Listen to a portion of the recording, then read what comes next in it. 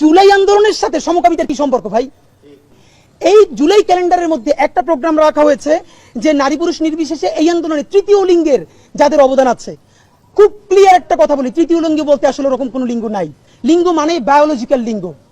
আমাদের বাংলাদেশে জনগোষ্ঠী তিনটা, বায়োলজিক্যালি পুরুষ, নারী অথবা হিজড়া জনগোষ্ঠী, যারা আমাদের সমাজের মূলধারার অংশ।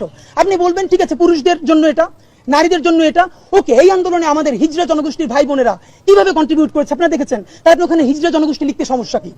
আপনি সেটাকে কৌশলে যে তৃতীয় লিঙ্গ লিখছেন, এই তৃতীয় লিঙ্গের মধ্যে পরবর্তীতে যে আপনি এটাকে সফটলি সমকামিতাকে আপনি আস্তে আস্তে করে নিয়ে আসবেন, এটুকুন আমরা বুঝি। এর প্রমাণ হলো সংসদ ভবনের দক্ষিণ প্লাজায় আপনারা যে ড্রোন শুট করেছেন জুলাইয়ের আন্দোলন কেন্দ্র করে শহীদদেরকে নিয়ে বিভিন্নভাবে আকাশে, হঠাৎ করে সেখানে এই যে সমকামিতার একটা সিম্বল, যে দুপাশে ডানা কাটা এই যে সিম্বল ডানা, সেইটা কোত্থেকে আসলো? আপনি আমাকে একটু বুঝাই বলেন তো ভাই, এই জুলাই আন্দোলনের সাথে সমকামিতার কি সম্পর্ক ভাই? এটা কি মানে? আপনি এই আন্দোলনের যারা উপদেষ্টা হয়েছে, কেউ ম্যান্ডেট নিয়ে এসেছে আগামী 1 বছরের মধ্যে আমি সমকামিতাকে নরমালাইজ করে দিয়ে যাব, কেউ ম্যান্ডেট নিয়ে এসেছে এই লবিকে আমি ওকে করে দিয়ে যাব, অথচ জুলাইয়ের ম্যান্ডেট মনে হয় কারো নাই।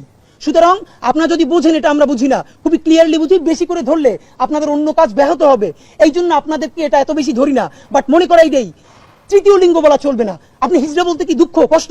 আমার কোনো হিজড়া ভাই বোন বলেছে যে আমরা হিজড়া না? বরং হিজড়ারা পর্যন্ত সংবাদ সম্মেলন করে বলেছে যে মেন্টালি সকালে একজন পুরুষ, সন্ধ্যায় সে নারী, তাদের কারণে তারা ক্ষতিগ্রস্ত হচ্ছে। এইসব হাঙ্কি পাঙ্কি চলবে না।